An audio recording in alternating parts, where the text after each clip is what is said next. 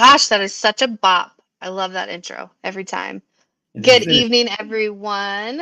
Welcome. We are Dragonmount. We are here for our Monday night rewatch. I am Crystal, and this is the wrong way. The lovely bearded man, Tom. And this is Momo. Hi, Momo. We love you. I need to register a complaint. I do not have my emotional support APA for the last episode. I really thought it was going to come in. The weighted one that I ordered, I don't have it yet. Is it out yet? Didn't it? Weren't you like pre-ordering it? It was pre-ordered, yeah, but it's supposed to be happening by now, and I haven't even gotten a shipping notification. So, well, poo. Someday. Well, hello everyone. Hello friends. Hello. Ooh, String Flame, what's up? So we have some fun news to share. So Crystal has been with us, for like a month, longer, months now. It's been a while. I don't even remember. Several shows ago. Yeah, because it was before we started Avatar. But we kind of just stole her from where she used to write articles at Dragonmount. And it was like semi-official, semi-unofficial, but now it's like super official. Crystal is now co-host of video stuff with me. You guys are stuck with me. Yay, forever. We actually just recorded our first pre-recorded show last night talking about a certain article that may have came out for a certain other show that some of us watch occasionally. What's that called again? I don't know. Wheel of Time, right? Yeah, Wheel of Time. It's a time in a circle, and there's like a dark one, and I don't know, nonsense. Is there a dragon? I think there's a dragon too. There's dragons, but not until way later. Anyway, we're not alone today, though. We have multiple fantastic humans that are here with us. I'm sure most of you will recognize pretty much both of them because not only do they constantly appear on our show, one of them has their own show that they're on often, and the other one is a pretty fantastic author who we've had on here once or twice. So let's see who it is. Look, here comes an awesome guest. Hello. I'm dying at that intro. Yeah, I'm a giant nerd. That's the best thing ever. Oh, Rosa, what up? Hello, everyone. Hi. I'm broadcasting from an undisclosed location. This is the author, the poet, Gerald L. Coleman. Oh my God! Are you outside tonight? Yes, I am. In nature? You're outside in Georgia in like the spring? That's dangerous. Why is it dangerous? Because you're not covered in. I'm surprised you're not yellow or green right now. Oh, we actually just passed that. Like there's about 2 weeks in the spring where everything is covered with like a half inch of pollen. Yeah. But we've just passed that kind of stage. I would be deceased. Yeah. Deceased. Yeah. It's horrible. It's horrible. Pollen in Georgia is no freaking joke. Like I remember driving around once, like years ago, at like JordanCon, like 3 or 4, and I legit was like, "What is that?" Like it looked like a joke. Like it looked like a joke. Like I saw floating green fog. Like it looked like something from a cartoon. I mean, they were like, "Oh, that's the pollen." Yeah, it covers like everybody's car is covered, buildings are covered. No. Oh yeah, it's serious. No. It is that serious. Like the first year I was down here, I was like, "What the hell is going on right now?" Like that is a health emergency. Yeah. So if you have allergy problems, you kind of have to either stay in the house for like 2 weeks or like be seriously like medicated. Oh yeah. Oh my! I don't even have any. I don't have allergies, and I have to take medication when I go there for JordanCon, which is usually like the height of pollen. Yep. Listen, I didn't think I had allergies at all for my entire life until I moved to Georgia, and I still don't think I have them. I just think that it is so horrific that for that little amount of time that even I'm like, man, what's going on here? Is this, we need to put on masks? What is it? I figured I had some allergies, and because I was like, I get itchy sometimes just out of nowhere. Like I'll eat something, but I was like, I'm gonna stay curious. And then I had to go to an allergist for like a different thing, and they ran the allergy test on it because I'm afraid of needles. So recreational needles are a big no for me. But so they did the whole thing where they like stamp you with a bunch of different needles, right? Oh my God. And Right. see what happens. Right. My arm exploded immediately. Like both of my arms were just like full of rashes. And then so I walk out and I've got like rashes. I'm texting my mother-in-law who's a doctor, and I'm like, is this normal? And I'm sending her pictures, and she's like, go get a nurse right now. Oh my God. Right. That was going to be my question. Are they like prepared for you to have a bad reaction to that? I'm sure they are. Yeah. And so then he comes in and he goes, you're allergic to a lot of stuff. And I was like, oh, damn. You're allergic to the entire world. Like it's amazing you're still here. If it's in nature, you're allergic to it. Pretty much. I mean, all trees, like all grasses. Like, oh my God. Wow. Yeah. Like you are allergic to nature. Like to being outside, which tracks, it makes a lot of sense. I am a homebody kind of type, but like, yeah. Maybe you're just allergic an indoor to kitty. needles. I'm an indoor cat. Yeah, for sure. For sure. And my dog's also allergic to everything. So we have that in common. He looks just like mommy. So cute. Oh, thank you. Oh my God, what are you going to do in the apocalypse then? I'm sorry, y'all. We've talked we were talking about the die. apocalypse. We were talking about the apocalypse before we came on. I will die immediately. We talked about this. We would be dead. Gerald asks us what our favorite apocalypse movie is. So what I'm wondering, chat answer us. What is your favorite apocalypse movie? And we'll go first while you catch up to our delay. I hope I'm patient zero in the apocalypse. For real. I want to go out like before I even know. Do you know what I mean? Yep. Just immediately go. There's this meme that I post periodically because I know people fetishize like they're going to be badass in the apocalypse and this, that, and the other. And there's this meme where there's this guy with a shotgun standing on a car and he's surrounded by zombies, right? And the thing is, it basically says, you think this is you, the guy on the top of the truck with the shotgun. He said, and it says, no, you're over here. And it's a circle of one of the zombies. Yeah, exactly. It's like you're not going to be this hero making your way through the apocalypse. You're gonna be one of the Walking Dead. I mean, the only reason my useless ass would survive is because Gus, my husband, who is actually useful, would do everything in his power to keep me alive. I'd probably end up getting him killed somehow, somewhere. I said the same thing to Aaron. I was like, they came out with this new therapy that you can get that fixes asthma if you have like adult asthma. Really? But, yeah, they basically have to, like, you have to like, it's a weird breathing treatment that you have to breathe in basically like hot chemicals, and it like cauterizes your lungs in like a weird way. Oh wow. Yeah, Aaron was like, no, I'm not doing that. I'm like, Aaron, if I have to kill somebody because they smoke a cigarette around you, like in the apocalypse, that's not going to be fun for me.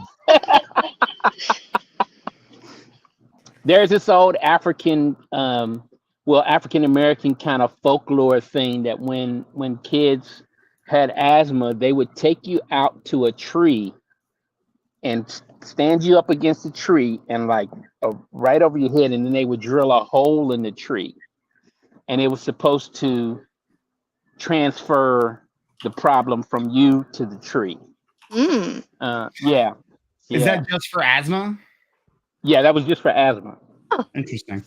Gus, I made the mistake of I don't know, I had some kind of like a chest cold or something that my grandmother found out about, and because I was over her house, and she got this little bag and put like, I don't know what was in it, like garlic and bourbon or some kind of something she put in the little bag and tied it off here, put this around your neck, and I had to walk around, and it smelled horrible, and I was like, I love my grandmother. She's passed on now. Rest in peace, grandmama.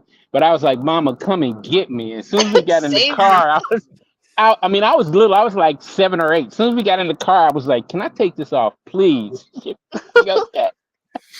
was like, and my grandmother would also burn sulfur on her stove.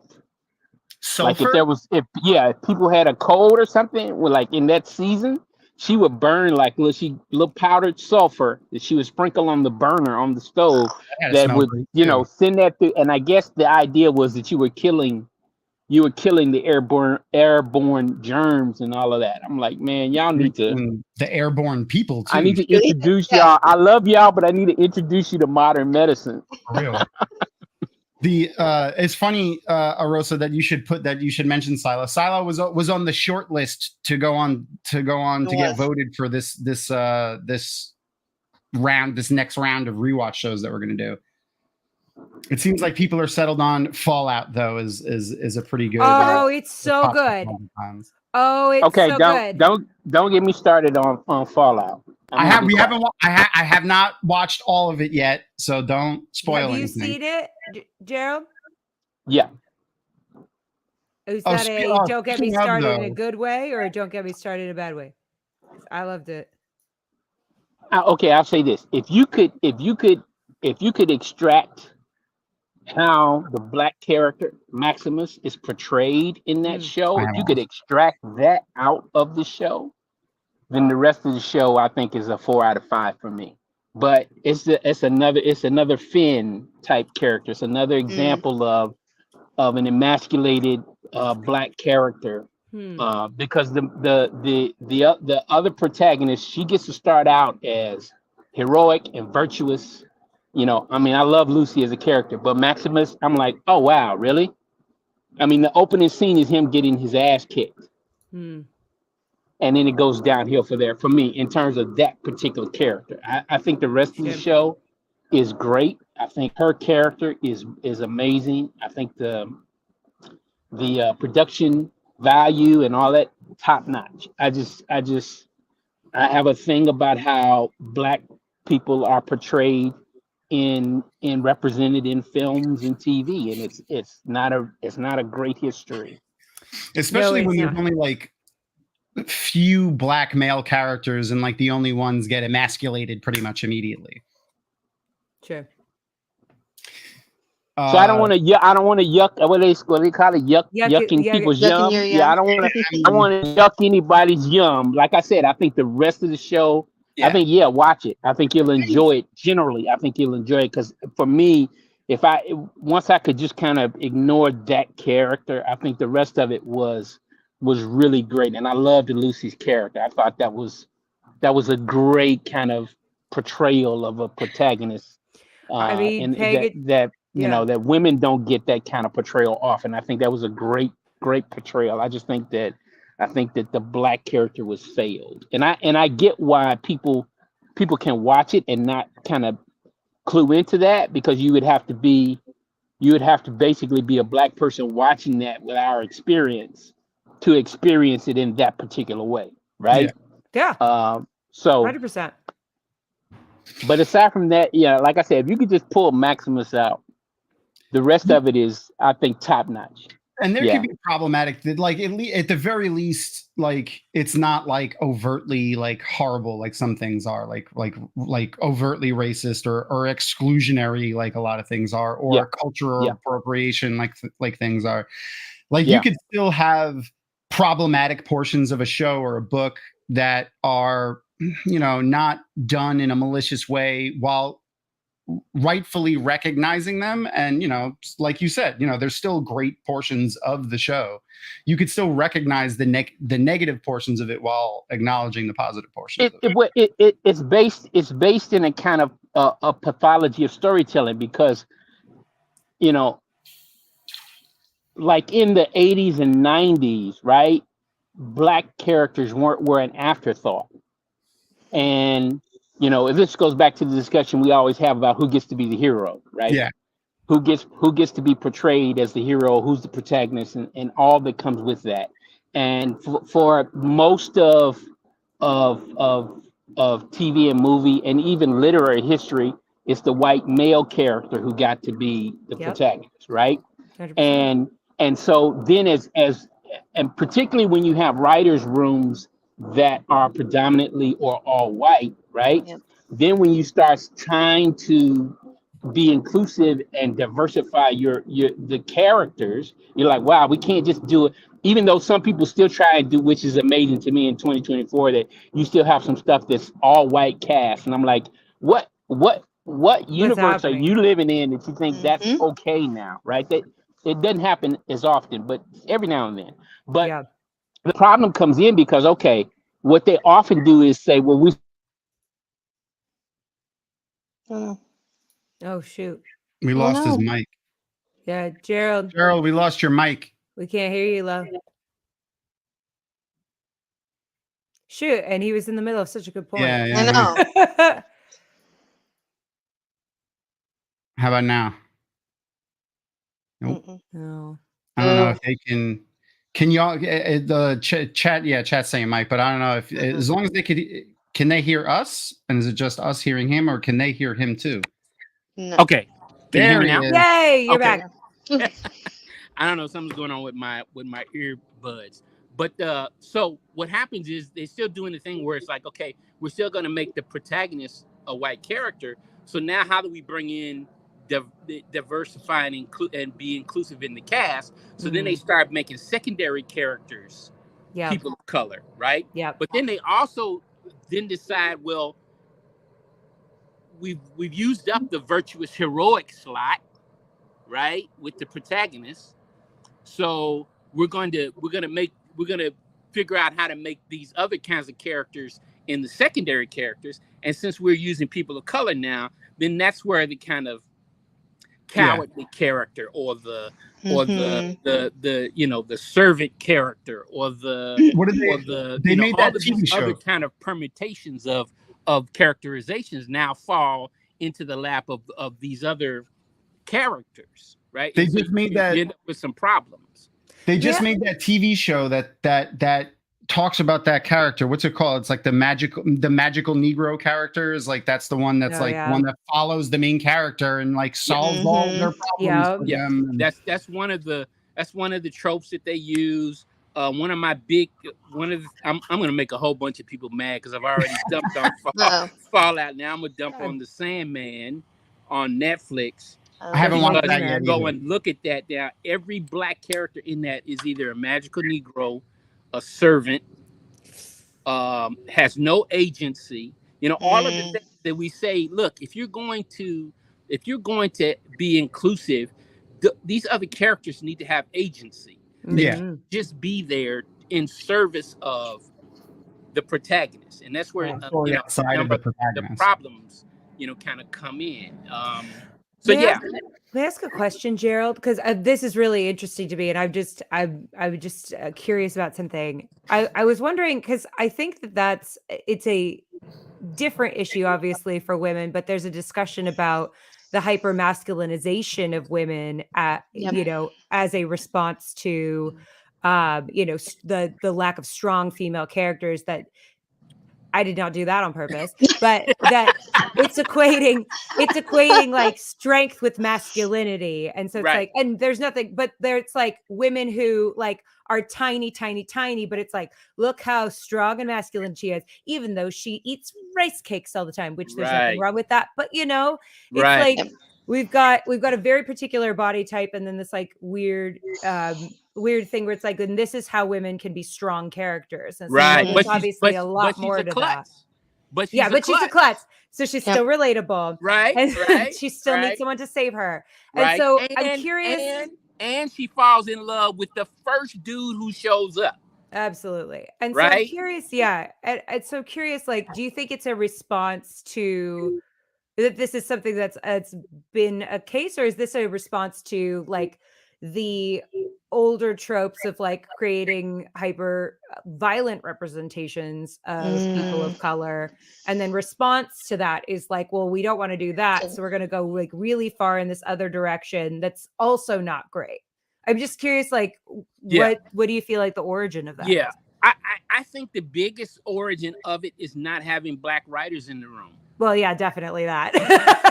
No. I mean, no, really, yeah. I think that all of these things that you talk about can kind of be grouped under the heading of, you don't have people in the writers' room who know how to write these characters and as whole human beings, right?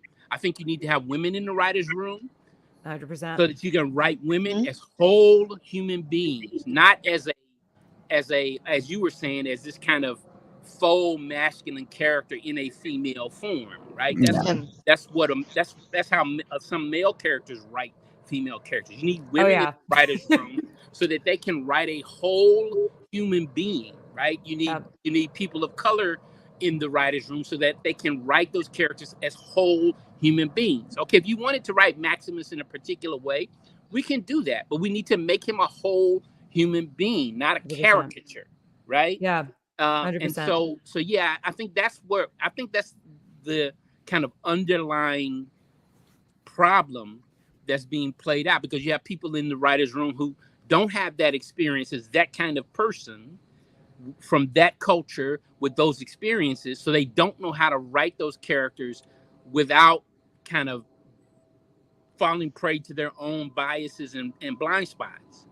Right? May I piggyback on that? You need someone in the room to say, hold on. May I piggyback on that in agreement? Yeah.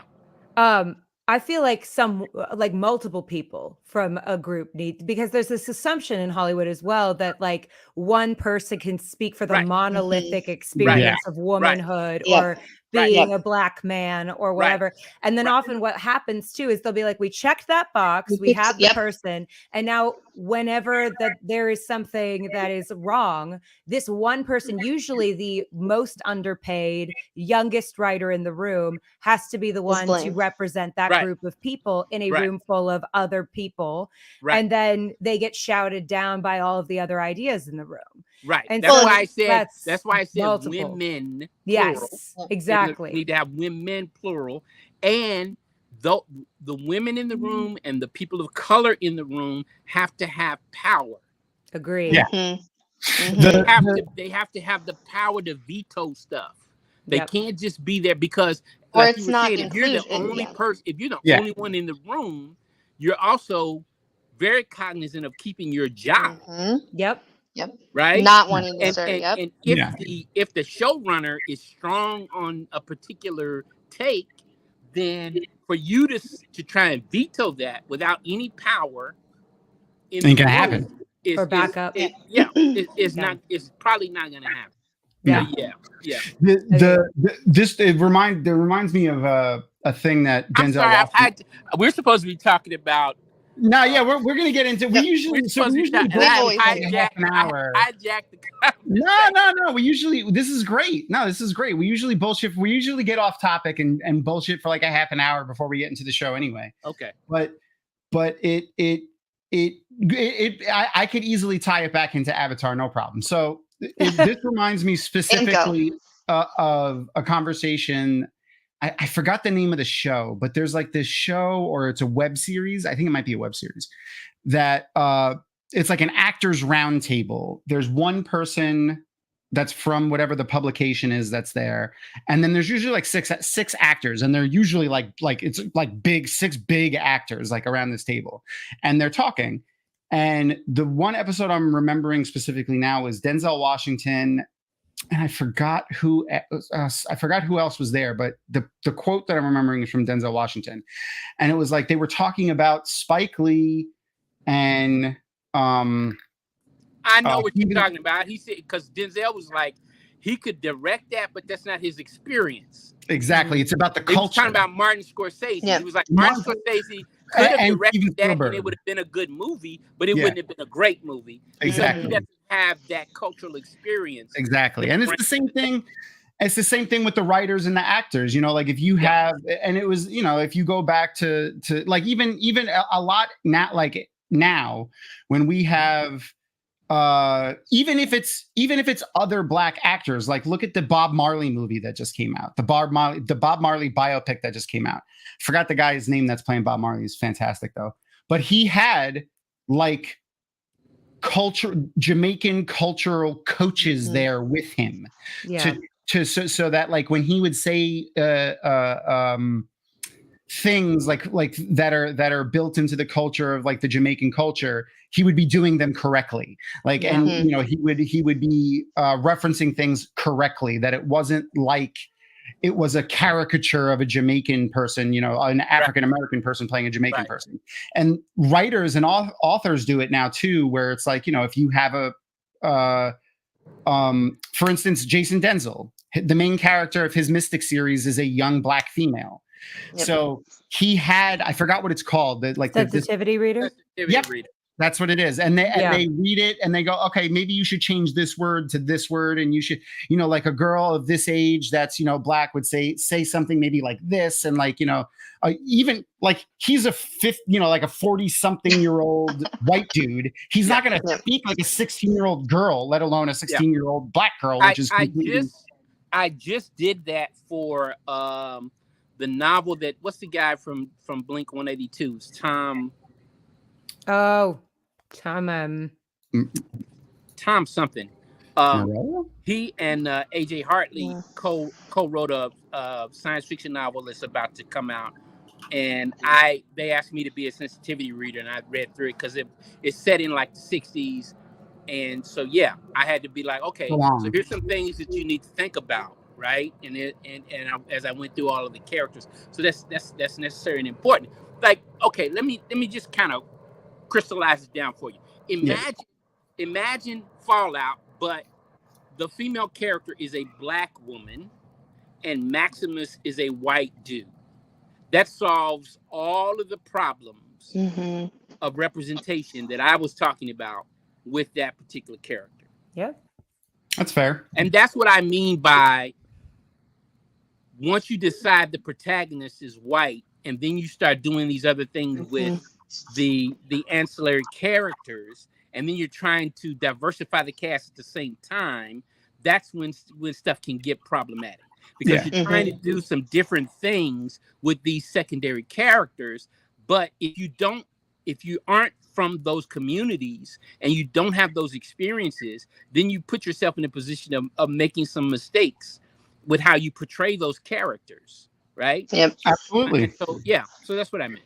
Yeah. And how I was going to tie it back to Avatar is basically the writers of Avatar did a fantastic job with, you know, using the cultures of so many different cultures. There's a lot of Hinduism, there's a lot of Buddhism, there's a lot of Shintoism, there's a lot of folklore from Africa and Europe and Asia and Native American, and they blend it all together, but they stay respectful and acknowledging to the cultures that they take from without making them caricatures of themselves. Yeah, because that can be a dangerous proposition when you start, you know, picking and you can run up against appropriation. Oh yeah. If you're not very careful when you're doing that. Yeah, they did it. I think they did a great job with the hiring of the voice actors, because all of the voice actors are fantastic, and they did a really good job finding voice actors that were appropriate for the parts that they played, for the most part. And like I said, the really paying attention to the small details of the things, and we're going to see one of the large ones in today's episode, which is the first episode of the thing that we're going to watch. Now, I've had the ticker going on the bottom for a little while, but I wanted to make sure I point out, especially for Ali, anyone who watches Gus and Ali's show knows that Ali is the first time reader for Wheel of Time. I know you guys are on like chapter like 20 or something like that for Knife of Dreams. Yeah, we're almost done with the book, actually. Oh, wow. Okay, so we're like 100 pages away from the end. Okay, so you're almost at the end, but I was just being safe with Crossroads of Twilight. Valid. And I feel like nobody's everyone's like, nothing happens at Crossroads of Twilight. So there's no like, is it this chapter that this happened? I mean, let's be honest. Nothing happens in that book. We did that whole book in one episode. Granted, it was a 10-hour episode, but it was still an episode. Yeah, there's not that much that happens in that. Mostly because we thought it would be really funny if we did it all in one episode. But it was. It was very funny. I just want to make sure we don't if I don't want you to get spoiled at all, but I let alone don't want to be responsible for it. So we have pretty good people that watch. I think everyone will be nice. If not, my husband will come in from some entrance, the closet. He'll like jump out of the closet, like knock me to the floor. It'll be very dramatic. We'll black bag you with earmuffs built into the bag. Just gets whipped off the stage. Also, Gerald, I hope I didn't interrupt you earlier. Okay, great. I'm ADHD, so sometimes I get excited and then I'm like, oh shoot, did I interrupt somebody? Anyway. I totally understand. No, listen, I'm in my element right now. We're nerding out on nerd stuff. I'm good. I'm glad that you had me on for this episode too, because I just interrupted you again, Gerald. Jesus Christ. You're bad. Yeah, please finish your sentence. Jesus Christ. I'm arrested. Oh my God. But so, okay. I'm really excited you have me on for this episode. Jesus. Because I love this episode. It's like what I think of when I think of Avatar. This is a show that taught me as a kid who grew up in a particular kind of background that like other life philosophies exist, and also like what a chakra is.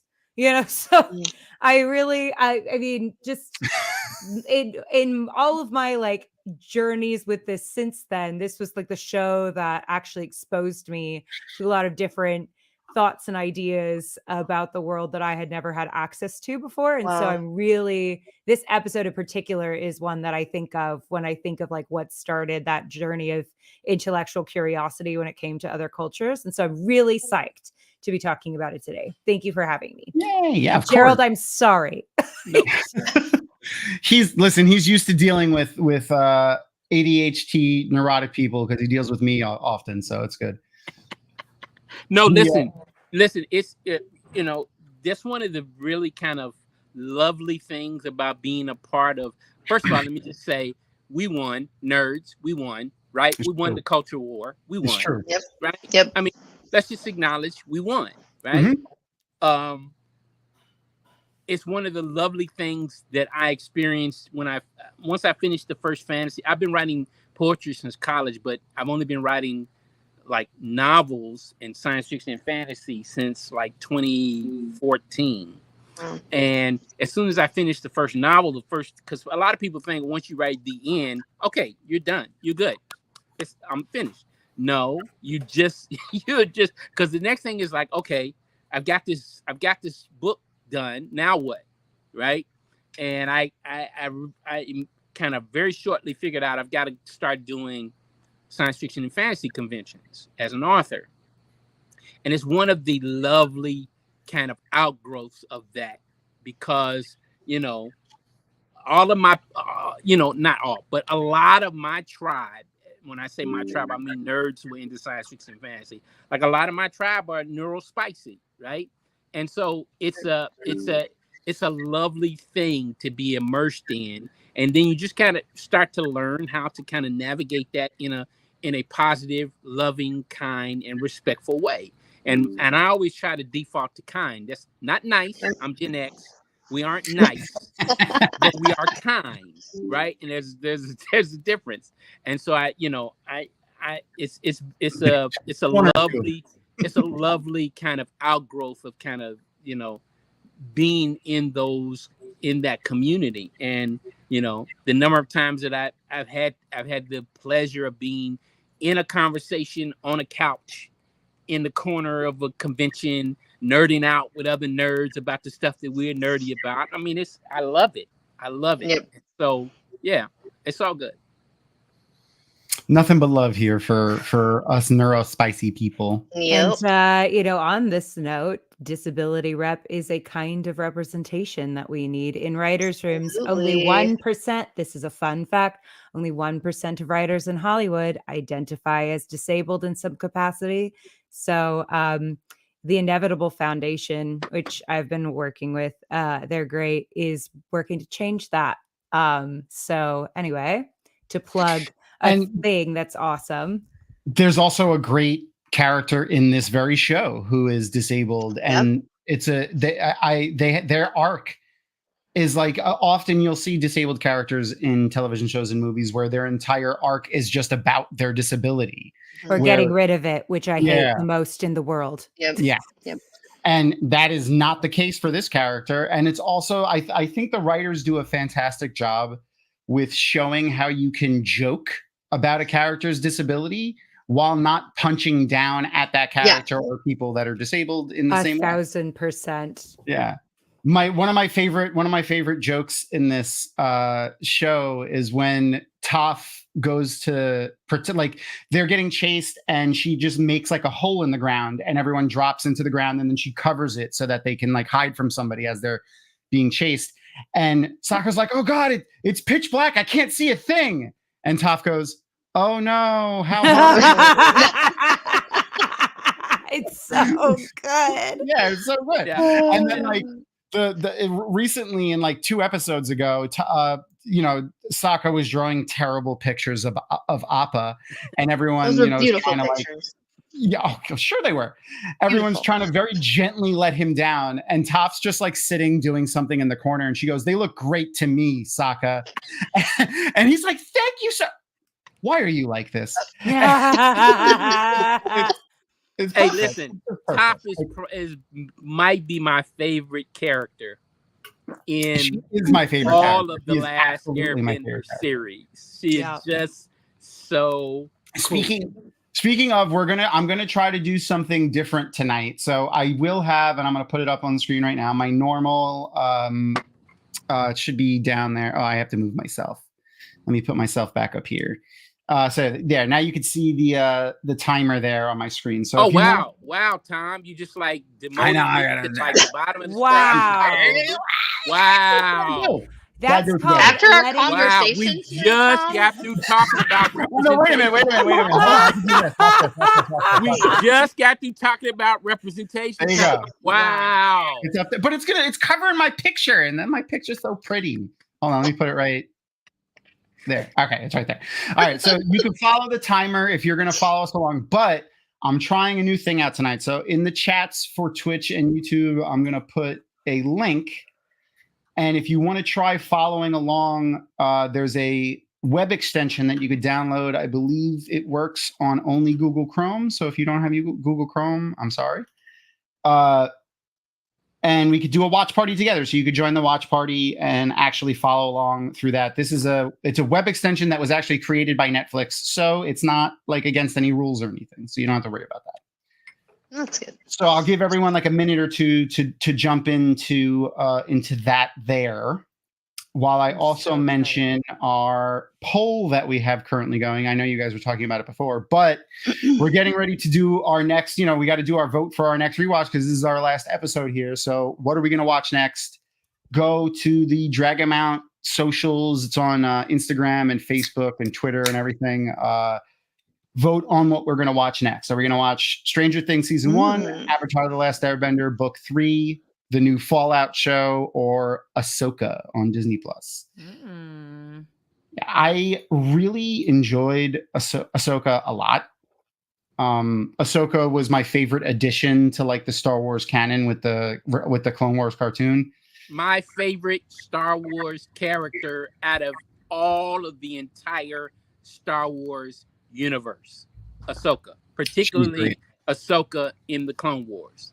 Young Ahsoka. I really like young Ahsoka a lot. In all of it is Ahsoka. Definitely.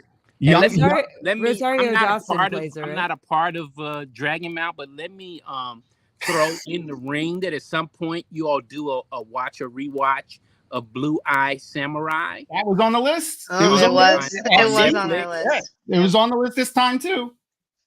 I've had it on there since the first time you mentioned it, because the first time you mentioned it, I was like, all right, I'll watch it. And I was like, I've been telling everybody and their mother, watch Blue Eye Samurai. It was good. It was really good. It was legitimately very, very good. So yeah, go make sure to vote. The polls are going to be up until next week, and we're going to, have the polls going all week. And I'd vote for Ahsoka out of that list personally.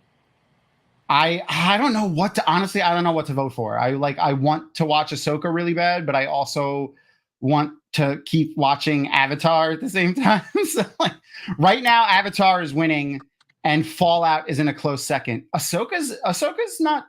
No, Ahsoka's pretty far behind, but she's third. Yeah. Ahsoka's third. Yeah. Are you all gonna put Korra on the list at some point? Maybe. Like, I mean, I'm down. I love Korra too. Korra was great. It's a much more. I'm gonna look. I just keep making people upset. Make some more people mad. I like Korra more than I like Aang. Really? Oh well, Aang. Yeah. I like Aang. I've watched all of the Avatar, the Last Airbender. I watched it all as it was initially being broadcast. I love it. But if you ask me to choose between Aang and Korra, I'd choose Korra. I can see that. I mean, Korra is a much more interesting character too. I mean, she's also older, but like, and for a reason that we can get into when we talk about this the end of season 2. We can talk about that. I can tell you. We're gonna watch them both right now. There. So the last episode actually, when it originally aired, was 2 episodes, and Netflix put them together as a 47-minute episode. Right. So we're gonna get ready to press play here in just a second. Woo! I'm gonna give everyone another minute. There's a couple of people popping into the watch party over there, so I'm just gonna let it go for a minute. Yay!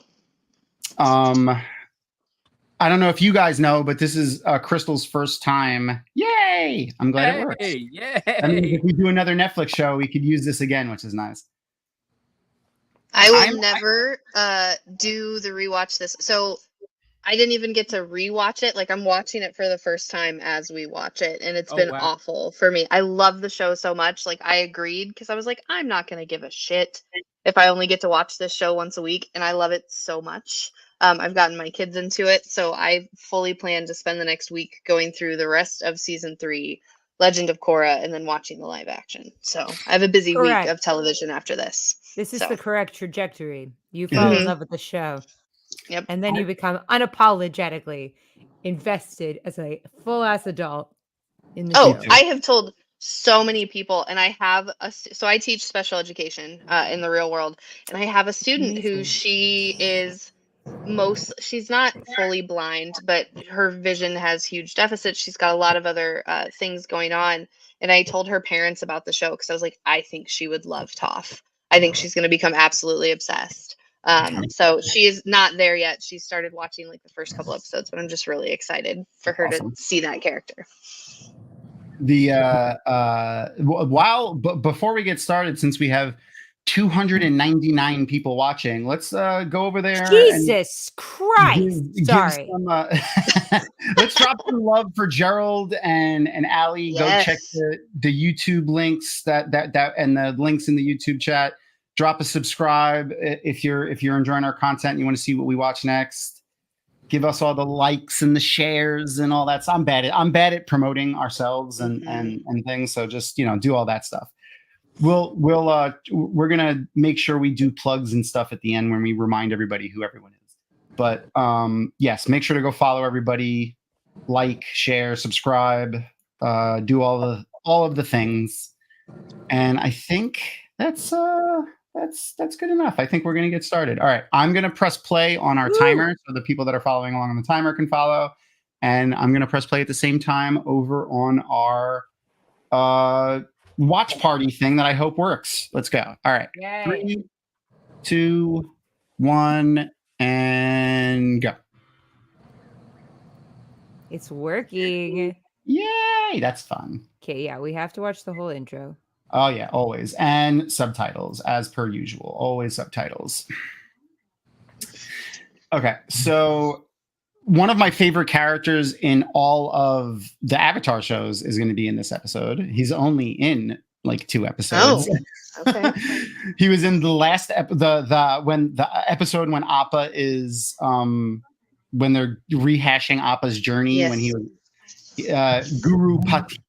They meet him at the Air Temple, and we're going to meet him again in this episode titled The Guru.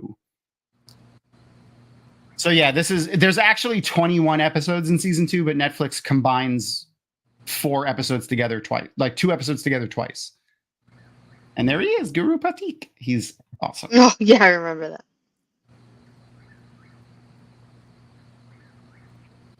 that. Yay, Gus, the technical genius. It was playing out loud, and I was like, "Oh, that can't happen." Yeah, that would be. We would get copywritten again. Mm-hmm. Again. We've already been copywritten once for this show on YouTube. I mean, are you really a YouTuber if you haven't been copywritten at least once? I guess. Yeah. I was just playing clips. Like I was playing like little 15-second clips. I know. They have to be 10. That's the sweet spot. It's 10. That's what I learned. Okay. Now I know. And knowing is half no the longer battle. than 10. Yeah, Arosa, I saw that too. I added all of them. I don't know if it'll work for all of them. I'm hoping it works for all of them, so we'll see. That'd be nice. I'll still do the timer for people that don't have like Google Chrome and stuff, but I think if this extension continues to work well, I'm gonna use it forever because then we can pause it and and stuff. Okay, so I want to hear Ali and Gus your opinion on this. Okay. I've had the argument with people that Zuko is the main character of this show. I'm obsessed with Zuko's whole arc. I would say had like 30, definitely the anti-hero. Like 25% more screen time, he would be the main character of the show. I see. He has the most emotional development. Mm-hmm. For sure. Yeah. And he has such great moments of growth as a character. And like emotional moments. Like he goes through the whole gamut of like very, very, very powerful emotions. Next to Iroh and him and Iroh together, next to the ones, you know what I'm talking about when I say when Iroh makes me cry. There's a couple of scenes when Zuko and Iroh actually together are very, very, very, very, very heartwarming in their scenes.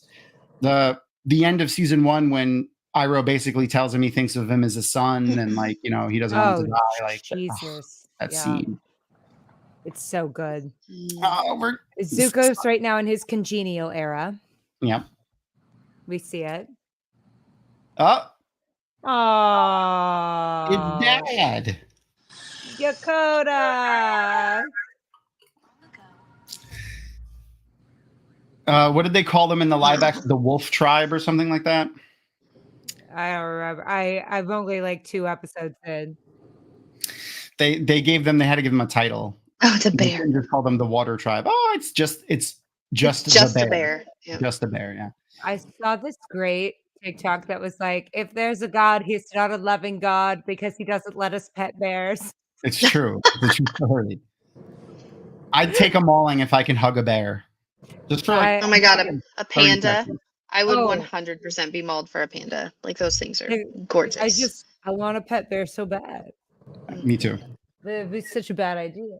It really is. The other thing that this show does so well is framing war and nations fighting each other in such a way that it's like not the good guys aren't always the good guys and the bad guys aren't always the bad guys, and like not everyone in the Fire Nation is the enemy, and not everyone in the Earth Nation and the Water Tribes and are good. And like I love how they built that into the story.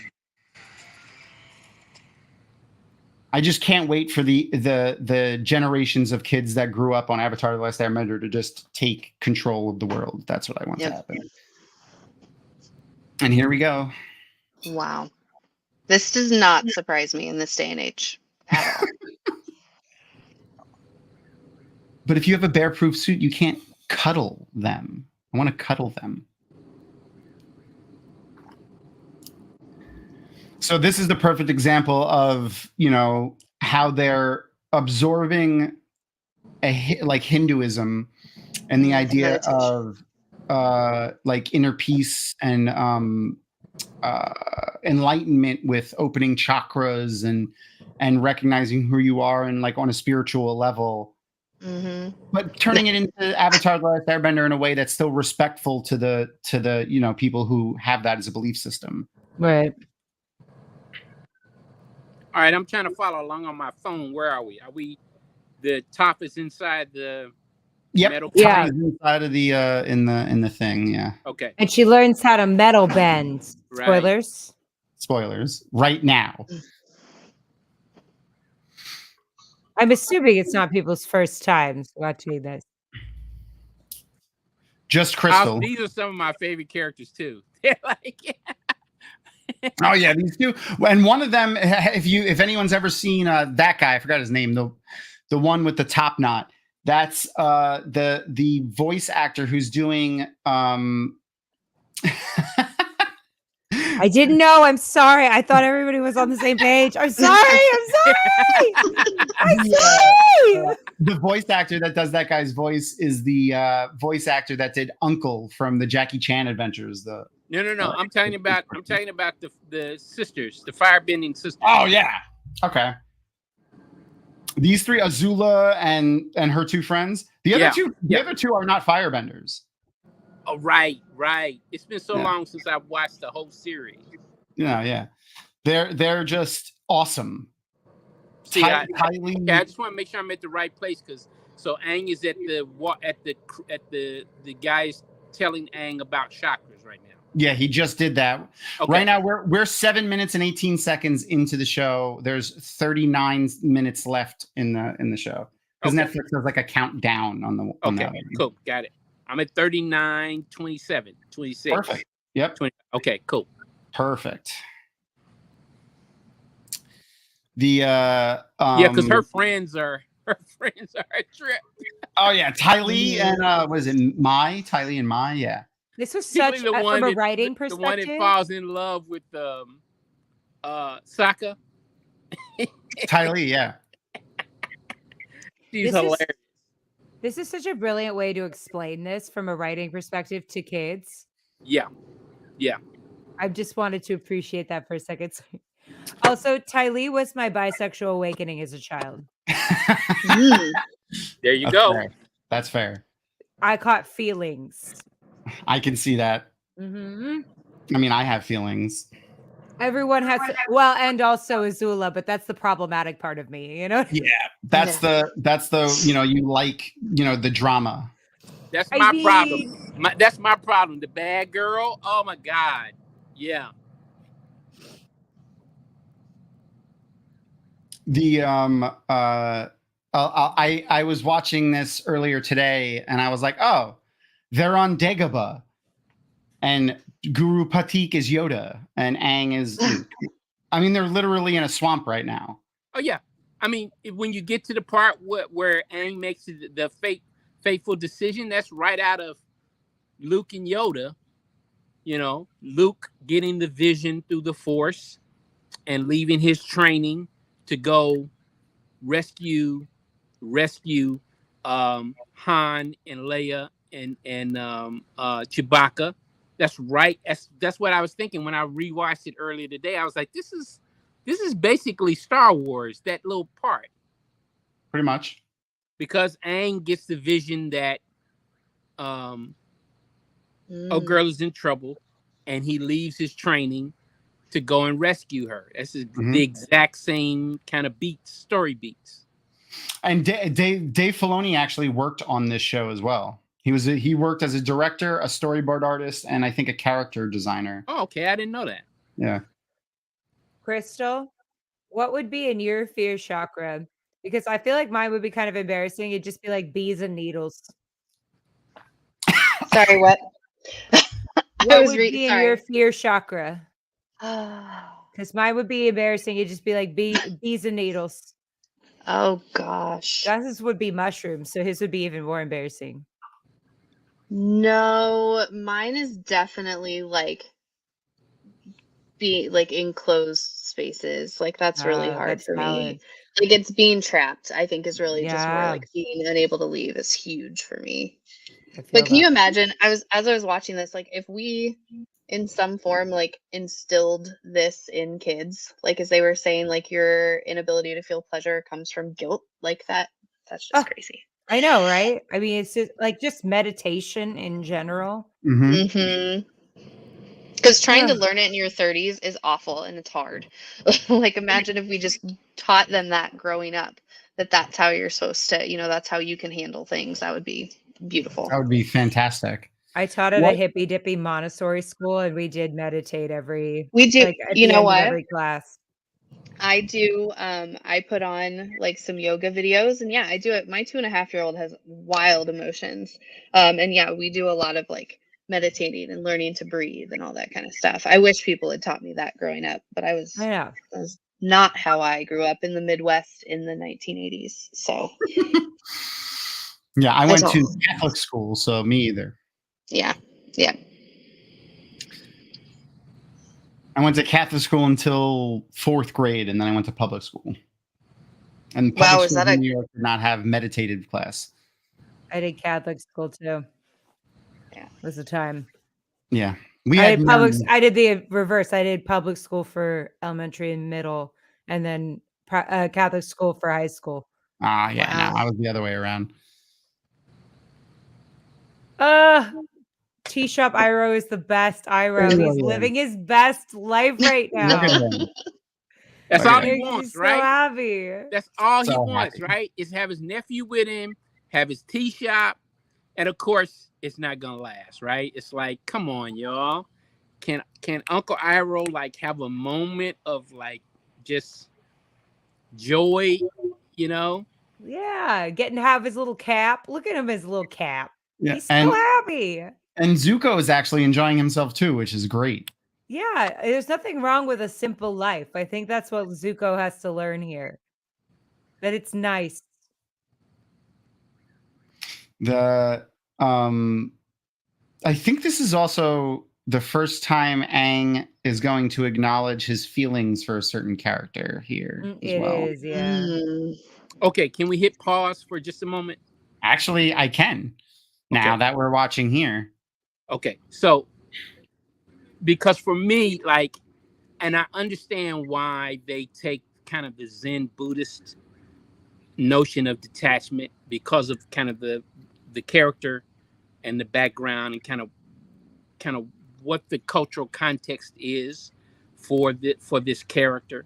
But I remember that, and just as a disclaimer, my educational background is philosophy and theology, right? And so for me, that yes, that's clearly a Zen Buddhist notion of detachment that Aang is faced with, and that, the decision that he makes. And for me, it was like, okay, I understand why you all made that decision as writers, but I would have been interested to kind of, if there was some way for Aang to grapple with a different interpretation of why he's blocked, that this notion that he has to be detached, which is where he fails because he doesn't want to give up that attachment, and the idea that him doing that locks him in. Again, I understand the cultural context and the kind of, okay, this is a Zen Buddhist idea, and this is why I would have been interested to see him grapple with a broader understanding of detachment versus attachment, and that he could love a particular character, but that doesn't necessarily mean he has to be kind of cut off from the Avatar state. See, I didn't view it as like a this is how you become enlightened thing. I this is what everyone needs to do to be able to become enlightened. I viewed it as this is specific training for him as the Avatar. Like, the Avatar can't have these types of connections because. That's my point. But why not? Right? That goes back to the whole Star Wars thing, right? I agree with that. Yeah, Star Wars. That we then get some commentary on in 7, 8, and 9 with Rey and Finn and all the idea, this duality, right? Of the Jedi versus the Sith, and the Jedi have to be detached, and it is attachment that corrupts. Yeah. Blah, blah. Yes, that is a time-honored kind of religio-philosophical position based in a particular culture. That, for me, though, that does not necessarily mean that that's the end all and be all. No, yeah, right. I thought maybe in fact it is our love for our fellow human beings. Oh yeah, that makes us human. I thought for this is a whole philosophical discussion about the idea of detachment versus attachment, and it has a very particular cultural origin that I'm respectful of, and I get why they used it. Yeah, me, it's like I just thought for Aang in this specific instance that it was more not like you can't have attachment, but you have to be willing to sacrifice everything if you need to save the world because you're the Avatar. That's the way I thought it was. But that's not the Buddhist idea of detachment. No, it's not. No. Right? Yeah. That's okay. I don't want to get us off track. No, it's all good. Did you want to say something, Ali? Yes, please. Go. Ali, you were supposed to interrupt me. What are you doing? I'm not doing it again. I get two. The third time I have to leave the stream. That's where I'm at.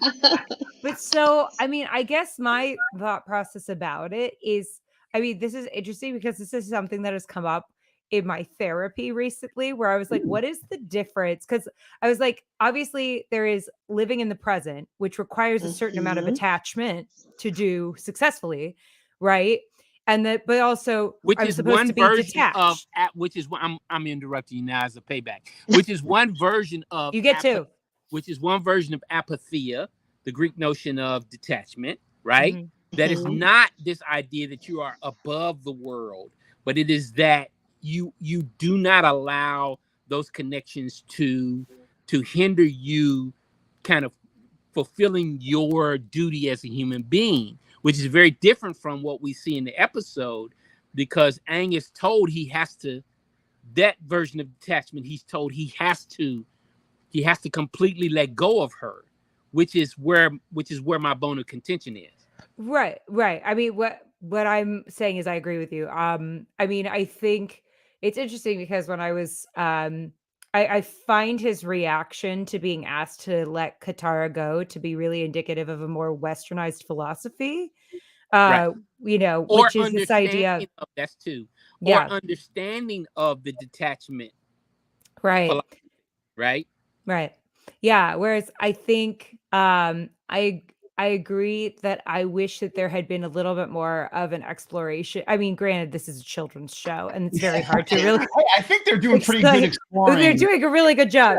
Yeah, I would have loved to have seen a little bit more of a eventual understanding. And I think we do get there, not saying any additional spoilers, but that he's not being asked to relinquish his love of Katara necessarily. Yeah, what he's being called to do, and what we're all called to do, is not let that be a distraction from. But that's my point, because in my viewing, that's exactly what he's being asked to do. He's being asked to completely let go of that attachment. For the final chakra, he's being, which is something he can't do. Which is different than saying, okay, yes, you can love this human being, just don't let it interfere with your job as the Avatar, which is not, in my view, which is not what the show is saying. The show is actually saying, yes, you have to, right? So that's why I brought it up. That's my point of contention. If I can finish really fast, I think what I'm trying to say is that I think that what's being asked in a broader, and granted, I'm not the perfect representation of who should be talking about what is and isn't Buddhist philosophy, but I think what I would have liked to see was him coming to an understanding that he's not being asked to give Katara up that is something that he's being asked to let go of in a sense of like, I do not have control necessarily over what happens to her. And like, that's what we're kind of being asked to do when it comes to detachment. It's that like, we understand that, the people and things in our lives, as we are being present with them and cherishing them, are temporary and transient. And like, that's a terrifying prospect, but it's also a necessary one to come to terms with, so that you can be present with them, so that the expectations of who they will be or what your lives together will be do not hinder what is. And I think that's a hell of a concept to try and introduce to a children's show. I think they could have absolutely done it, but I agree that I think that the interpretation here is that Aang is being asked to give up Katara. And I think that's a very Western thing to hear detachment and think that means giving up. Whereas what it really means is cherishing more, because you know that it is a temporary situation and that you have no control over it and its outcome. Exactly. And that's my point. That's my point. Because when you watch it, it comes off as no. Well, that's how Aang takes it. You've got to completely, completely relinquish. Yeah, Aang takes it like that, and he's not able to reopen his chakra until he learns that that's not what it means. Yeah, I think we get there. I wish it had been explained more. I'm bordering on, because I don't want to say anything else, but I think theoretically there is a world in which he might get there, but I don't think it's explained it's not. as well as I wish it had been. It's not. Yeah, because I think that the way it's portrayed in this episode is a much more kind of orthodox view of the Buddhist principle of detachment. Yeah, which is very different from what you're describing, Ali, which is what I agree with. I think that's the version of detachment that's the very next thing that we're going to see. I think it's the next chakra pool that he needs to open. Right. Not to get into too much spoilers, right as Crystal's on the verge of discovery, but let's go for it. Well, obviously, he's going to be opening his chakra pools, so we're going to see it in a second. But let me say this real quickly before we hit play again. Yeah. That this kind of fishtails into why I like Korra, that show, maybe even a little more than I like the last Avatar, because the last Avatar is very much in the Western tradition of the hero's journey, right? That the hero has to, over the course of trials and tribulations, come into their power, right? Mm-hmm. Whereas in Korra has full access to the Avatar state from the jump. That's not her issue. Her issue is a very different one, which as a viewer and a reader and as a writer, for me, is much more interesting to have the character have their power, and then what are the challenges that character faces, rather than what we see in The Last Airbender, which is a much more traditional kind of Campbell hero's journey view, which is the character doesn't start with their power, that they have to kind of work their way into access to their power as the hero.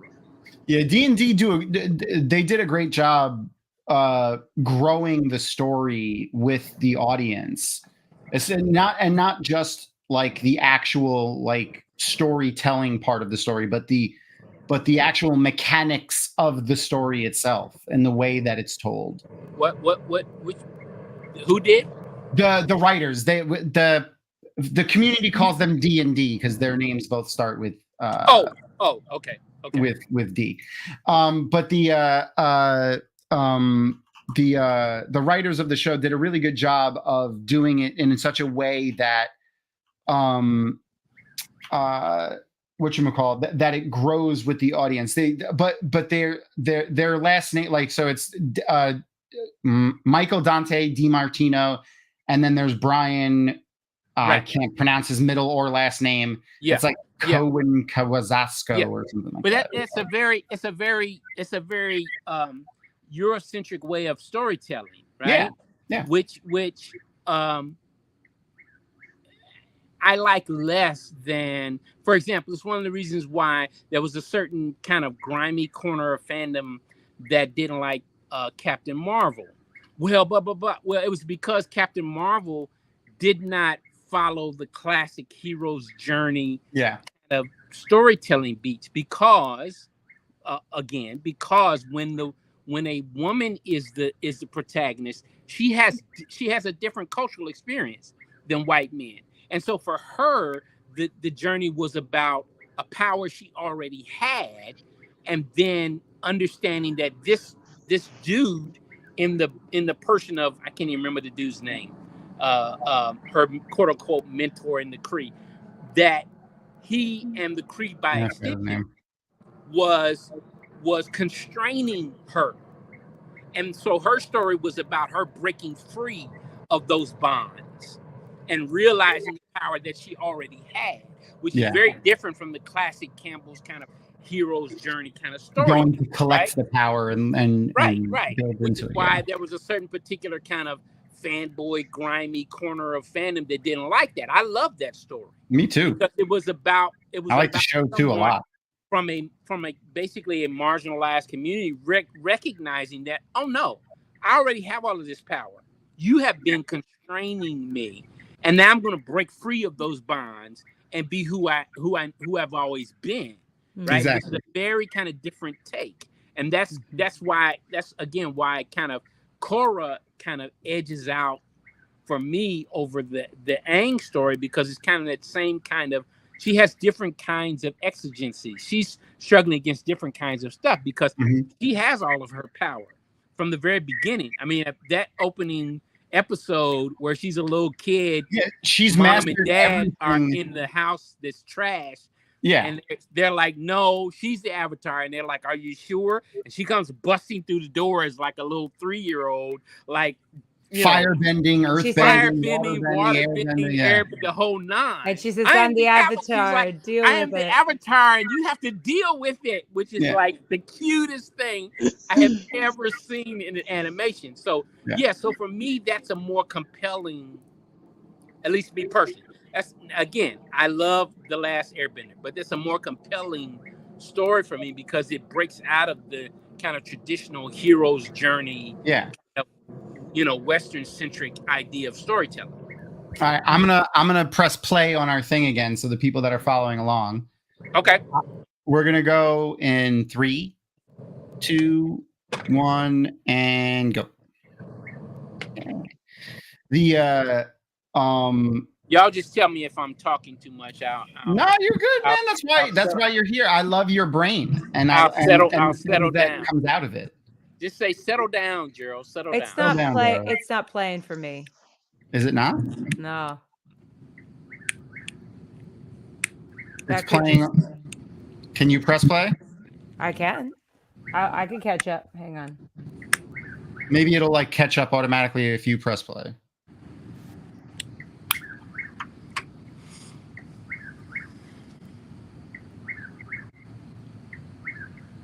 So we're seeing the Earth, the Daily agents are checking out Mai and Daily.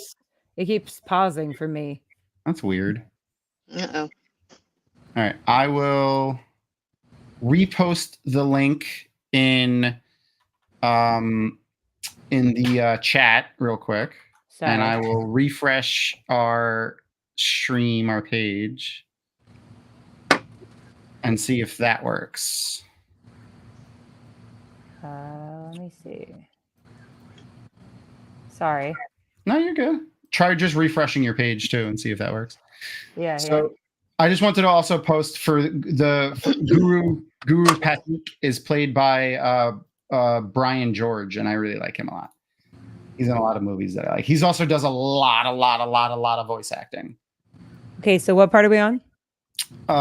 We are Azula is in her now we're back at the Air Temple, and Guru Patik and Aang are talking, sitting cross-legged across from each other. Oh, like the chakra open less like a flowing creek and more like a burping bison. Is that right? Yep. I'm here. Perfect. And the times match up perfectly. Yay. Yay.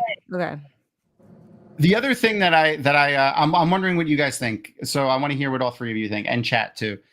I'm of the opinion that while the Avatar is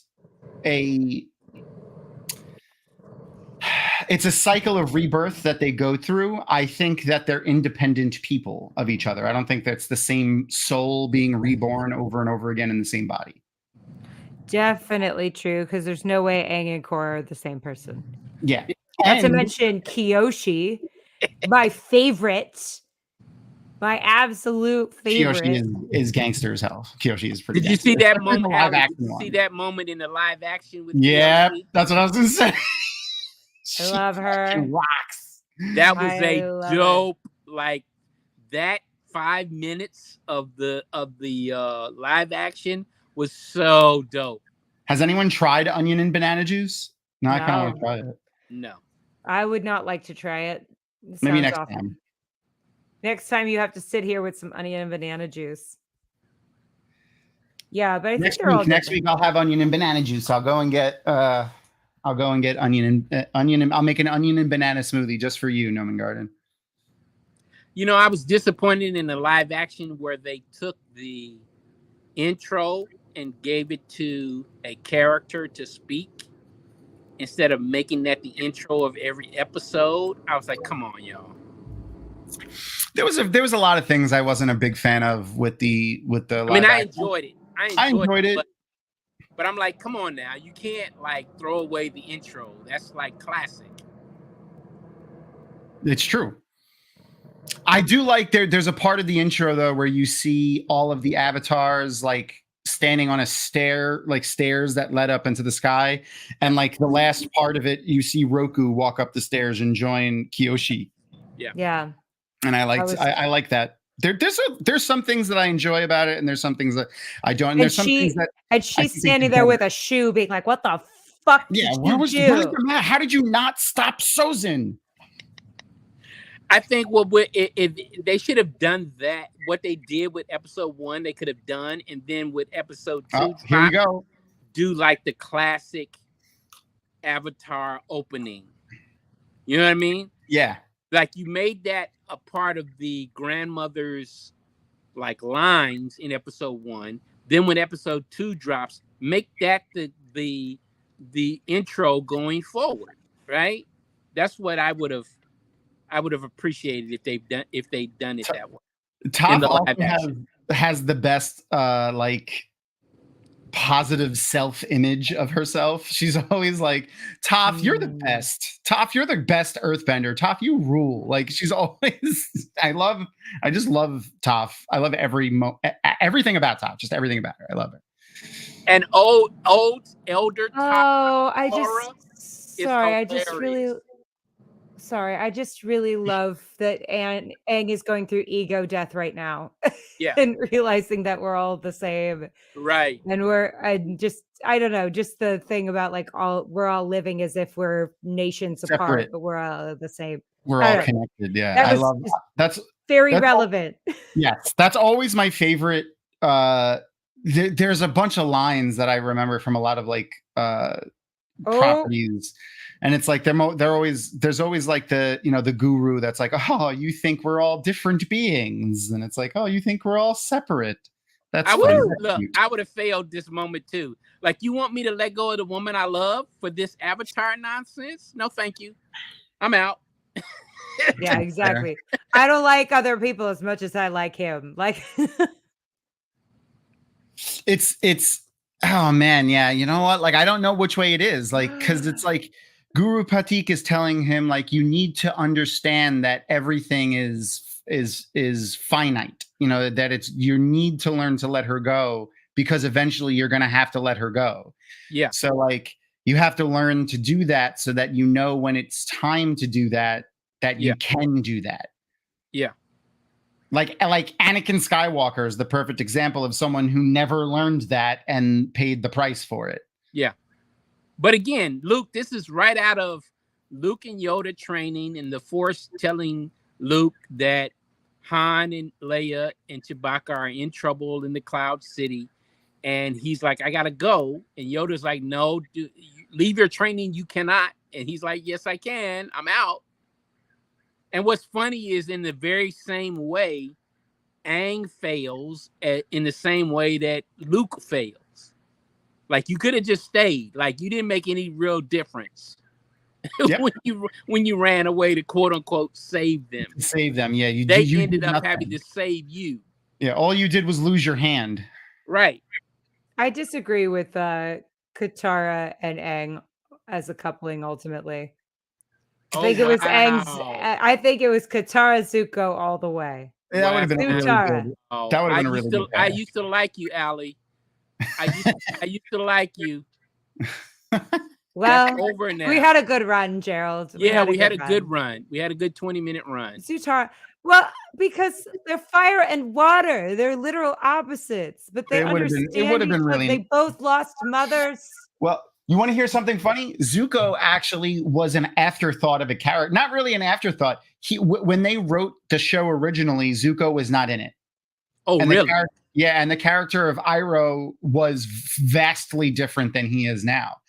And when they sat down with the final version of Book 1, they realized that they didn't really have a villain with any capacity to do much because, like, the Fire Lord isn't going to go chasing a 12-year-old across the world.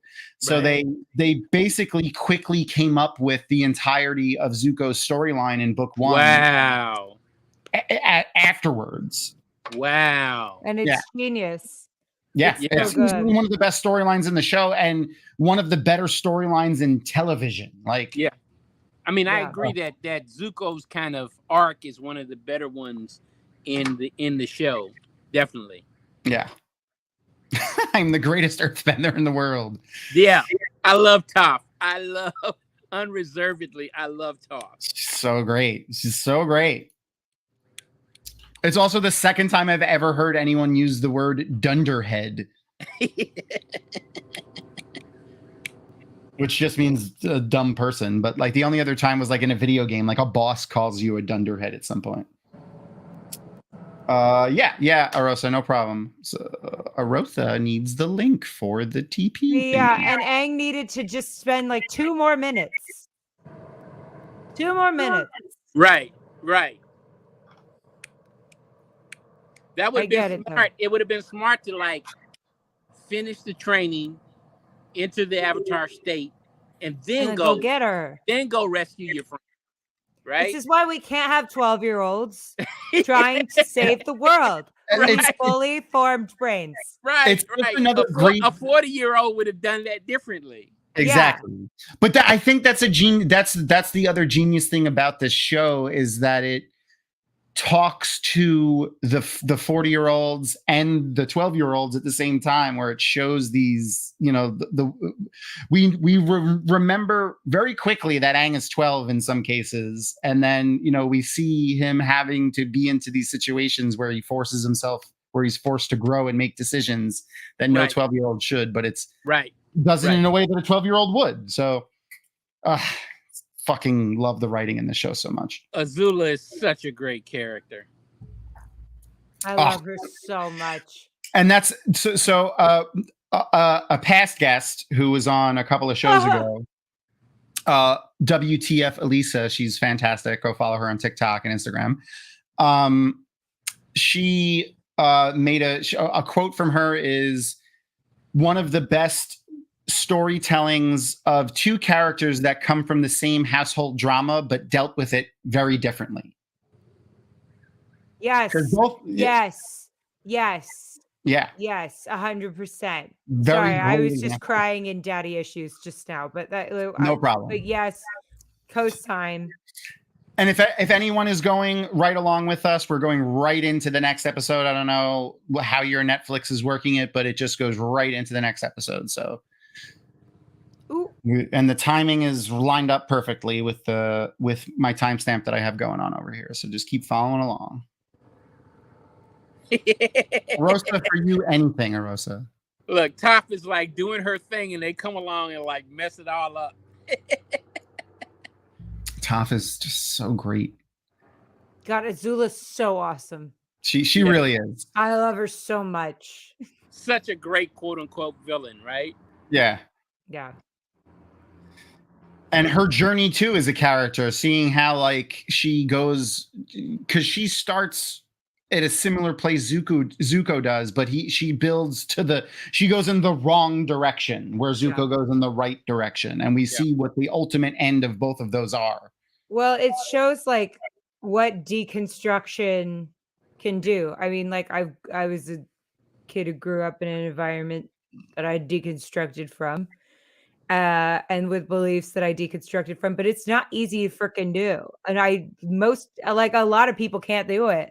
No. And so it just shows that like deconstruction is so worth it, because otherwise you have to triple, quadruple, quintuple down on these beliefs, and eventually it just drives you crazy. Yep. Because once you're presented with alternate information. Therapy, I agree. What? As someone who's currently dealing with that in therapy, I agree. Oh, it sucks. It feels like you're dying. It does. Deconstruction really sucks. It really does a lot. It really does. Ego death also sucks. It's awful. But then it's okay. It's eventually, yeah.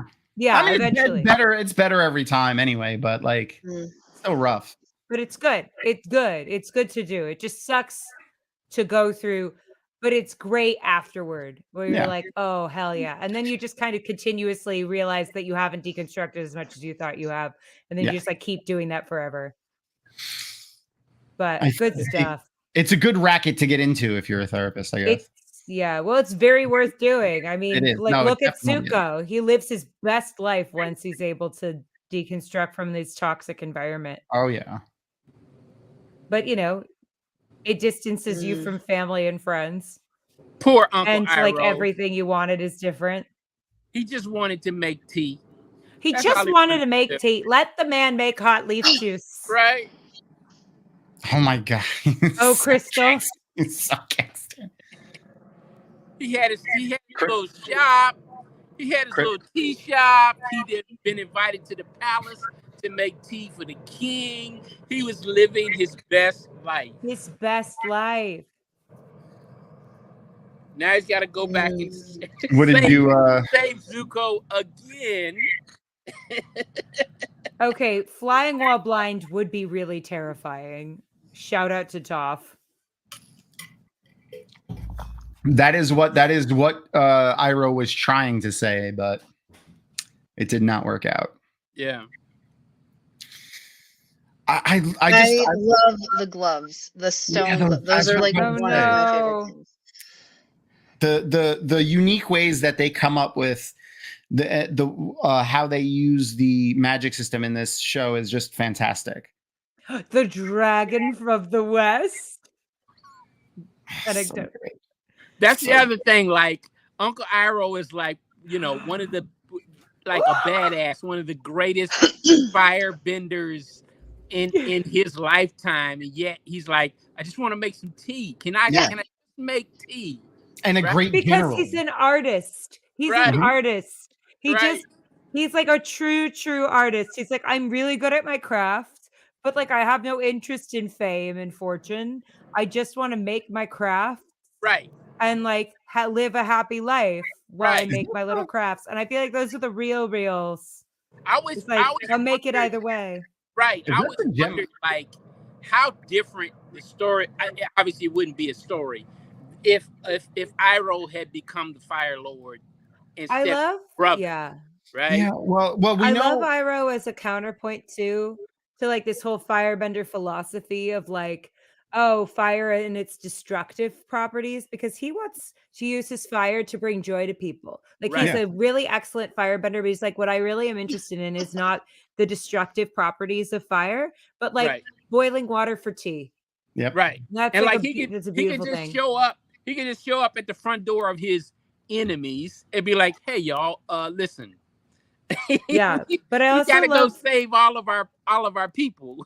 Yeah, but I love that we don't have this whole group of people that are just like demonized for this ability that they have. That it's like there's a complexity to that experience, that we like meet firebenders who are not evil.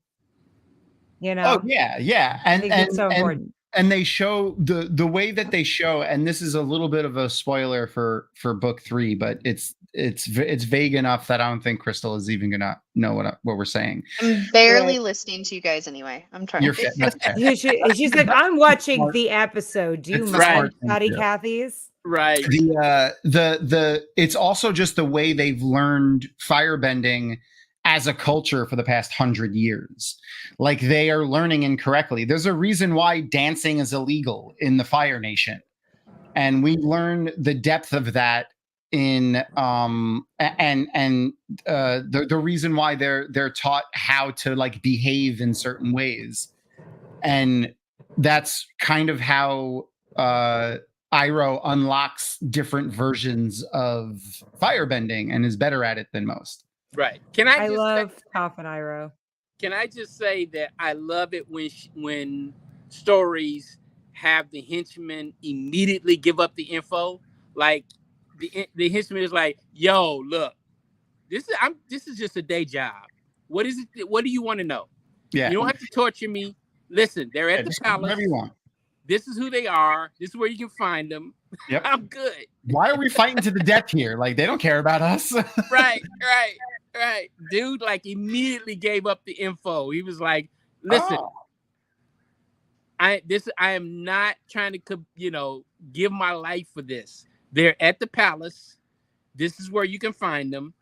They're in a hole, blah, blah, blah." It reminds me of the dude in John Wick, Francis, who was the bouncer at the door. And John comes up behind him and puts a gun to his head, and he's like, there are 28 people in there. If you let me go home, I'll go home right now. It's not that serious.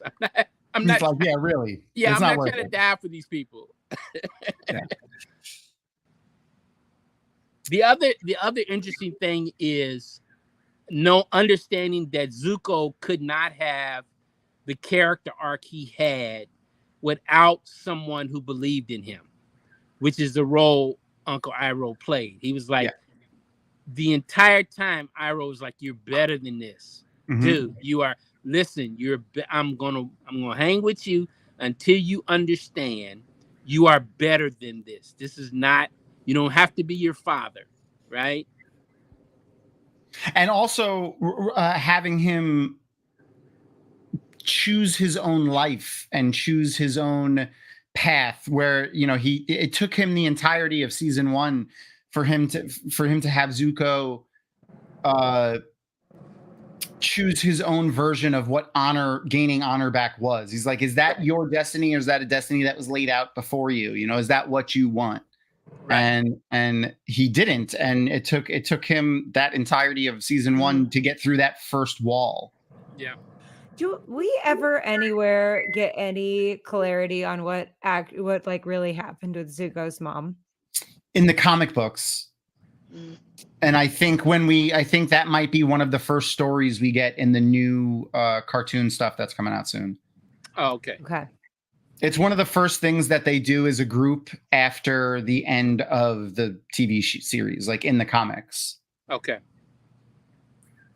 It's also a really cool bit. That when a avatar dies, all of the people in the other nation that they know is next up, do you think they're like, "Let's hold off on having a kid for a bit," or do you think they're all like, "Let's have one as quickly as possible"? Timing it. Everyone's like, the avatar's like 85 years old. Everyone's like, "All right, should we have a kid now? I don't know. Let's wait." He's got a cold. Everyone, let's go. Let's get to the bedroom. You got a cold. Like, do you think they want that, or do you think they're like, "Please no"? I don't know. I feel like it's mixed. I feel like some parents are like, "Yeah, I was so gung ho about that," and like normal people who don't want their kids to be like TikTok stars are like absolutely not. Like, let's have a kid that like lives a normal life. That would be so hard because that'd be like hard for them.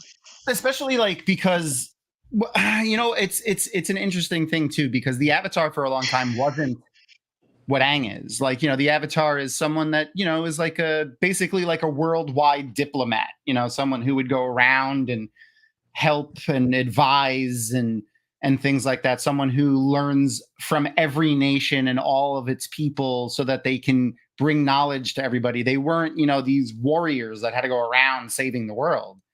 Aang is one of some of them were. Some of them were. Yeah. Yeah.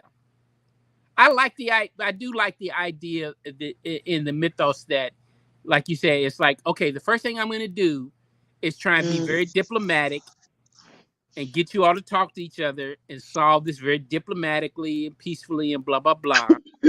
But if you don't get the message, here it is. I'm going to whoop your ass, right? Like, yeah. Don't act up, because if you act up, I will. Right. That always made me be interested in. I'd really like to have seen a show of Aang as an adult. That's what they're making. That's the next thing they're making. Are they really? Yeah. Oh wow. The original creators of this series are making a couple of movies. So like, hour and a half, 2 hour I think one of them's a Kyoshi project, right? Yeah, they're doing the first one that's coming out.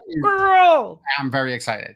The first one that's coming out is a continuation. It's like them in their early 20s, and then then they're doing a flashback one, which I think they announced is the Kyoshi one, and then they're going to do a new show, like a new cartoon, like a new episode. Is the Kyoshi one a movie or is it a show? Movie. See, I'd like to see a whole show about Kyoshi as the Avatar. That would be so dope. Me too. Because out of all of the ones that you see in the reincarnations, I think Kyoshi is probably the dopest one. At least to me that I've seen. Ooh, she's all about that divine right to rule. Yeah. Mm-hmm. Do we see her animal companion? I don't remember if we do at all. Whose? No, Kyoshi's. Though I would imagine it would probably be a mole rat mole, or whatever it is, an aardvark mole or whatever they are. I don't know what they are. Is that the Geminite that the Earth that Boomy put fox on Sokka and Katara? It's a fox. It's a fox. Oh right, yeah. Okay, I remember from the show now, from the live action show. Look at Uncle Iroh. He's trying his best to get Zuko to do the right thing. Like, come on, dude. Come on.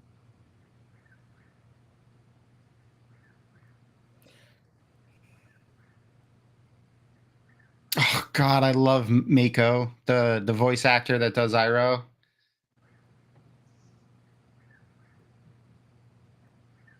I mean, the pathos here is clear. It's like he cannot yet kind of get through it. Like the shit his dad has done to him. You're telling me you don't ship them? Look at how she touches his face. No. You're telling me you don't ship them? This whole crystal cave is so set up for that. No, you are absolutely high right now, Gerald. No. Gerald. That's just like when they had she has no chemistry with that kid. When they had Ray kiss Ren, I was like, no. She has no chemistry with that kid. With that little tattooed baldy. She's got no chemistry with him. Tattooed baldy. Yeah, I think it would have been really good for them to have a relationship. I think it would have been a really an interesting story. Gerald. Okay. Enemies to lovers is always the best timeline. We all know this, Gerald. Okay, Ali. If you and I could rewrite this, and I would give you her and Zuko if Azula falls in love with Aang. Oof. And have to go through this whole thing of kind of giving up being evil in the way that kind of the Zuko arc, right? Okay. I think it could be done. It could be done. I just picture Aang with Ty Lee because they've got such similar energies. Yeah, they really do. They would be great together. They would be great together. See, it's an energy thing. Zuko and Katara are both such go-getters, you know? Whereas I feel like Tylee and Aang would make each other laugh. They've got that good time vibe. Yeah. But I could see opposites attract with Zula and Aang. Oof, man, But I you like have a to bad, do it I real, like real thoughtfully. as Matt Smith's Doctor Who said to homegirl, Amy Pond? Huh? Amy Pond? Yeah. No, her daughter. Oh, yeah. River Song. River Song, yeah. I like a bad girl me. Very valid. You know. Very valid. But she can't like stay a bad girl. She has to kind of like evolve into. All right, but Toph's a lesbian. That we all need to understand right now. Like Toph is a lesbian. But she does. At least bisexual. Yeah, because she because she has 2 kids. The love for Sokka a bunch. She has 2 kids. Well, I don't know if we're gonna get into all the with our children's show. I don't know if we're gonna get into sperm donation as. Well, she does proclaim her love for Sokka a whole bunch. Yeah. Okay. So she's at least bi, but like, come on, she's not batting totally strong straight. bi energy. Yeah. Oh God! Let's go, girl. Let's go, girl. Yes. Awesome. God. That's me. I'm not leaving without my dog either. My pet, no. Which is why we would die in the apocalypse. Which is why I would absolutely. Oh yeah, you're not touching my dog. It means I'm not hanging out with Gerald and Tom in the apocalypse. That's for sure. I'll protect your dog too. Okay, because he's a really good boy. Look at him. He's been here this whole time. I don't think I would be able to kill a dog or a cat for food. Oh my God! I love when he does this. I love when they do this, when they use the elements like that as armor. It's so sick. Oh. Speaking of which, fire whips. Come on. Uh-oh. Just take him. Just take the bear. She's so over it. She's like, look, I've like, it's listen, not that serious. It's for real. Take the bear. Just take the bear. Woo! Excuse you. Oh man, I feel bad for Iroh though. Here, with Zuko kind of siding with Azula. Yeah. Katara, it's only Act 2. It's not going to change yet.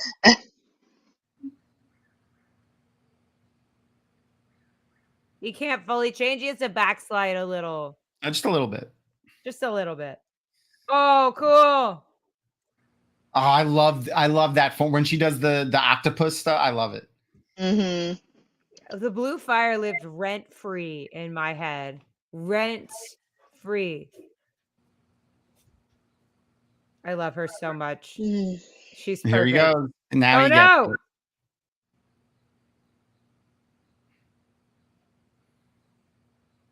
I love May too. May is perfect. Just take the bear.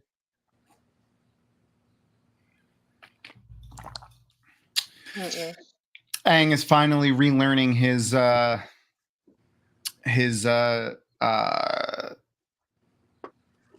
letting go portion of his chakra now. You know it's bad when the girl with the braids hair comes out of the braid. That's when real stuff's gone down. Oh yeah. Oh no.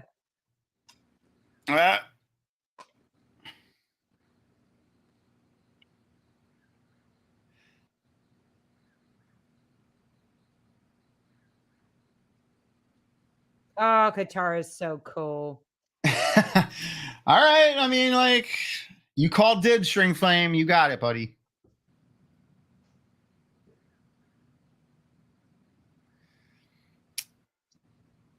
So I saw a description of that scene right there as of Katara holding Aang, and really his whole arc in the next one is like the Virgin Mary when she was holding Jesus there in this it's the La Pieta or something like that, Pieta, that Da Vinci did.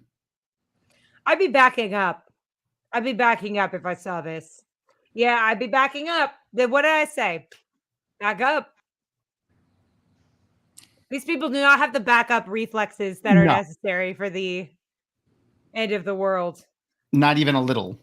Oh yeah, and also in this episode we see the second person. No, I forgot about this part. Yep. Sorry. No, you're good.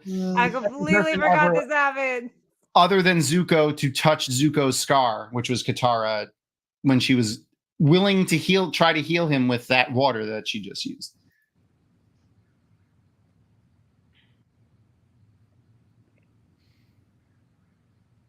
Run. I mean, that's Gerald, you could tell me, isn't that the sayings that most authors have? Like good writers borrow, the best writers just steal outright. Isn't that what it is? Yeah. Run.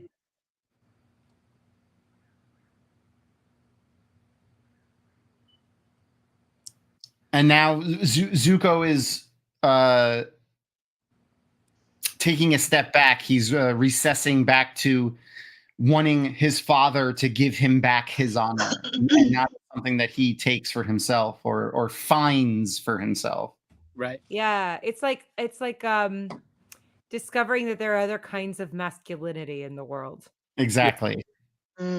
Izuku's like, I'm not down with this toxic masculinity stuff, actually. Yeah. We're going to go somewhere else. Oh, so good. I love this show so much. All right. Yeah, that was a good episode. I want to just make sure everyone throw out some that, that subscribe button, click the bell, like, share. This is friends, Gerald. Not just for me though. Make sure to go and follow Gerald Coleman over on his website, which is in the description of this video, but I will post it again so that we can find it. And Ali and Gus over at Wheel Takes. You guys are on. I just saw it. It was close. I think I said chapter 20, but it was like chapter 25, right? That you guys are on? Like that. Yeah. We're almost at the end of Knife of Dreams. Okay. Rand so yeah, if you enjoy, thing that just happened to Rand. Oh, okay. We gotta hand it to him. It was a tough thing. Yeah. Rand. Oh, my camera went away. There it is. I'm back again.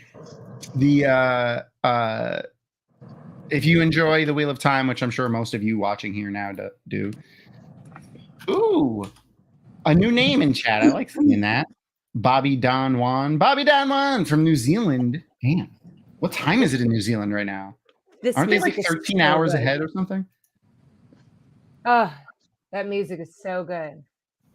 That's the other thing is about this show. Like, not only is it great storytelling, not only is it great character development and dialogue, the art and the score of this show. Well, and it makes it so much more powerful. That's what I always miss when I watch it initially with you guys. So I go back and almost immediately watch it when we're done because it's so much. Yeah, you lose a lot without the sound. Are we watching another one? Yeah, that was it. That was both episodes. Oh no, I know it's still playing for me. So I was I paused it. It probably just is a little wonky. It's just me. Yeah, I'm a little wonky. Well, that's why we like you. Crystal, if you like that, go watch Blue Eye Samurai. Yeah, no, that's on my list too. My husband is all about that one. The music, the art, the story, chef's kiss. We are Noman Garden. We are all a little wonky. Yep. So for Crystal doesn't know what's going to happen. I don't. Aang is currently... And I don't have to wait though. No. Excited I don't have to wait. That's true. Because we're not going to do the first time watch again for season 3. Absolutely not. I don't think I could stop you. I don't think I could stop you even if everyone wanted it. Although I'm a little mad that there's comic books too, because now I feel like that's another thing that I have to it's on my. That's just another thing that you got to do. I actually have the graphic novel. It's you guys can't see it. It's behind me. But it is a fantastic comic book. Again, written by the original writers and a lot of the original artists too. It's very, very well done. The only thing it's missing is the music, but YouTube's the thing.